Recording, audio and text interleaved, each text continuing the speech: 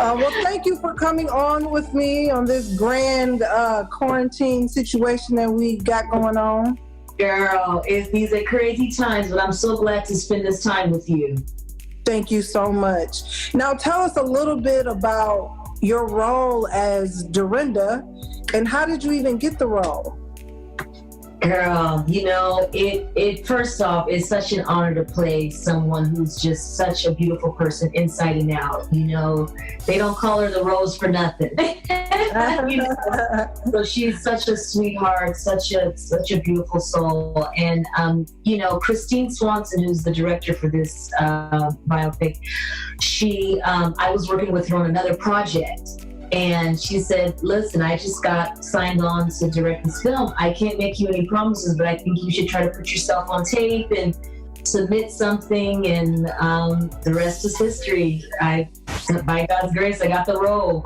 Tell us a little bit about some of your challenges that you had taking on this role. Well, I think I didn't look at them as challenges, I guess maybe in a negative way. I definitely hadn't done acting on this scale before. I had a little small role in this other little film called, it wasn't a little film, it was a big film. It was called All the Way. It was an HBO film, but my role was very, very small. I loosely played Mahalia Jackson, but it was he was Martin Luther King. So anyway, I had a tiny little role, so I was at least aware of what it was like to be on set and what a working day would look like. But I literally worked every day. This is the first time I was a principal actor in a film. So the first thing I did, girl, I got an acting coach. Oh wow, okay. I took it seriously, honey, and she really, really prepared me in a really, really amazing way. When I got to set, I felt really present, really, just really prepared and just ready to bring Dorinda's character to life. That's wonderful. How were you able to relate to the role that you played in this movie? Ooh, when I was, reading the script, it actually felt like therapy in a way. Wow. Okay. I was just seeing so many parallels and certain things I had to kind of deal with. We both come from a family of girls, so it's all sisters in my family too. Blended family issues as well. She is incredibly close to her mom, and so am I. And raised in a very traditional Christian family where we could only listen to gospel music, and so I had to play catch up later on. And so sure. A lot of similarities, and so it was really easy to be able to portray her. The acting part is a whole nother medium of knowing your lines and being present and all that, but just naturally when I figured out that you're not acting, you're just being. That's what sure. Wow. Yeah. How does it feel to play such a legendary role? The Clark sisters have been so legendary in gospel music. When you got the role, this is pretty, it's really major because it's the Clark sisters. Dorinda is, everybody is everybody's favorite, but Dorinda is definitely vocally, definitely one of my favorites. So how does that feel? Has it registered? Has it soaked in yet? How does that feel for you? It's so funny because when I was just listening to you talk, and I felt like this, I don't know, like this warmth kind of came over me, and it was because I just feel like everything you're saying is so true. I'm so grateful. This is a big deal. Yeah. And we filmed it last year in Toronto, and so it's now it comes out on Saturday. I'm it's here. Everything that we've been preparing for. I remember when we first got there, and then learning lines and all that, and then just waiting, all these months as it's getting edited, and so it's finally here. And so it's slowly like it's just starting to sink in, you know, Sure, like sure. really a part of something really special and historic, and they deserve it, you know, Sure.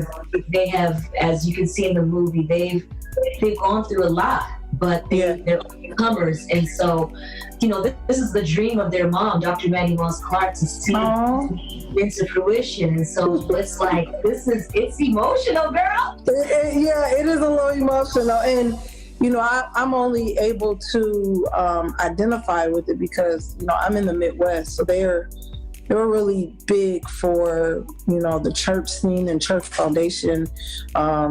Although, you know, Detroit is 6 hours from me. Okay. It's still, they feel like family to Midwesterners, I guess, if you want to say that. Let me ask you this, without giving away anything. Okay. What would you say was one of your favorite lines or dialogue that you had in the movie with Dorinda for playing that part? Okay, I can't give it away because that is a spoiler. But there's Okay. the moment that she has with one of her sisters that she kind of reads in a funny way, and it was her way of kind of making a very tense situation like a little bit more comical, you know. Sure. So I can't wait for you guys to see that because it's a very funny moment, but it's definitely not what I expected from Dorinda. You know, I didn't know that she was a jokester, and she was, you know, that she just liked to keep her sisters laughing and stuff. So you'll see that side. Wonderful. Now, who is the funniest person in the cast that you would say in real life? Like, In off real camera, yeah, and like not character wise, but who was the funniest on set? Well, I would say the one that always had everybody joking, laughing. It would be a tie between Kiera and Christine. Because they were both kind of like frickin' frack, like they just were bouncing off each other, like you couldn't have them two in a room because they were crazy. But I actually find Angela's humor to be very funny. Funny, okay. But they were just like, they just brought a silly energy to the set, and it was always fun and uplifting, and everybody was laughing and stuff. Sure. Yeah. Now, I guess, how was it working with, you know, Dr. Holly Carter? She's been amazing for faith-based films within the last few years. She's done so much for faith-based. I know she was pretty much hands-on, but how was it working with the directors, the producers, and all that good stuff?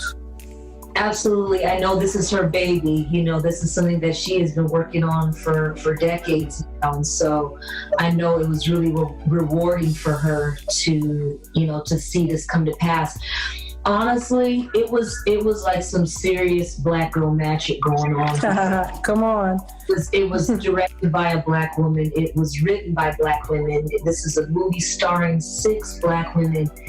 Executively produced by Black women, like literally every single level. It was Black girl magic. So that felt really, really, really special. You know, the director, she was incredible because she had this very, very focused vision on, she wanted the actors to sing. And, you know, you look at other TV shows, and even movies, very rarely do you see singers who are singing live. Right. They'll be in the kitchen, all of a sudden you hear reverb. You know what I'm saying? Or auto tune. Sure. You know, but she wanted us to be able to sing just on the drop of a dime, for us to be able to be in the living room with her, talking with her mom, and all of a sudden we just burst out into song. Because that's what the Clark sisters represent. It's raw, sure. It's authentic, it's, you know, it's pure, and it's real, you know. Sure. And their gift really knows no boundaries, and they're not going to ever be in a place where they're not going to be able to show up vocally. And so having actors who sing, they were able to really capture that on film, and I think that's going to be really, really special to the fans, because they know that's what our sisters were about. Sure, sure. Was there ever a moment in time where, the acting got a little emotional for everybody? Like you guys actually felt it in any of the dialogue, like where y'all kind of had to take a break, or did it ever get that intense for you all? I had a moment. Okay. I had a moment. And this had never happened to me before. Like I said, this is very new to me. And so this is the scene where our mom passes, and I'm not saying anything spoiler, because everybody knows their mom died at some point. Sure. So she passed, and so she's on her deathbed, and I'm pleading with the Lord, like, you gotta save my mom, and girl. Don't say no more, because I can't. Don't say no more. Leave it there. Just leave it. Girl, we gonna let that be. Girl, I don't know why. It just went there for me just now. Just like me too. Talking about it. Me but, too. Yeah. And I'm a crier. I'm a crier because we would be crying together. Let's just leave that. Okay. But I caught the whole vision. Okay, you got it. So that was definitely emotional, for sure. Sure. I'm sure it was. I just, what does playing this role mean to you? Like, what is it for you? What does it mean? Because Saturday you're going to have a moment where the whole world is going to see this. I think about Jay-Z, how he just recently sampled a portion of their music in one of his songs recently. So even in the hip hop culture, I just looked at a good Hispanic friend of mine. She's like, I can't wait. I'm looking like, what you mean you can't wait, girl? We get a little territorial. Come on, everybody. I'm like, we get a little territorial. We're like, I don't know what you mean. But they have affected so many different types of people. That's so right. what does playing this role mean for you, especially with Saturday quickly approaching?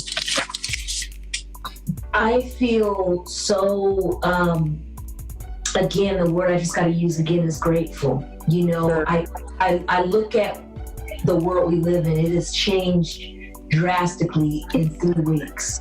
The world will never go back to being the same again. People are hurting, people are scared, people are anxious, and I feel like this movie couldn't have come at a better time. Sure. This movie is going to uplift you. It's going to encourage you. It's going to make you sing. It's going to make you cry. But you are going to feel triumphant in the end. You're going to see that this legacy didn't come easy. But Sure. Here we are now. This dream that Dr. Maddie Moss Clark had for her girls, that thing that she saw in her kids, that Joe Jackson saw in his kids. She saw something like so unique. And now all these years later, they're getting a movie, the first gospel group to ever get a movie portrayed about them. That's crazy. It's a blessing. So I'm just grateful just to be a small part of it, because I think it's going to make people feel, really, really good. Sure. Really, really good. Yeah, and ultimately, you're a part of history. History is being made with this film, and I'm just really, I told the other young lady, I'm just so tired of seeing clips. Saturday can't get here quick enough. Don't you send me another clip? I want to see this full movie. So, Exactly. I'm so excited, but thank you so much for joining me. I can't wait to see your role, the other ladies. I'm just so anxious. I told my husband, I said, don't you think about that game on Saturday. This TV about to be freed up. We having a party. I might cook some. It's about to be a whole situation. Oh my goodness, that's amazing, girl. Well, it's been so good to talk with you, girl. And I love your energy, and I hope thank you. we can meet in person when all of this blows over, you know. Yes, we will. Virtual hugs right now, though. Virtual hugs. That's right. That's right. So what I'll do is I'm gonna follow. I have to follow the other young lady on social media. Do you have Instagram? I do. Okay, you have Instagram. I'm gonna follow you as soon as we hang up. Okay. What is it? What is? It's Shelea Music. So SHELEA Music. Okay. Yeah, let's definitely keep in touch because I know a lot of the young ladies there are working on the music, and we're a radio outlet.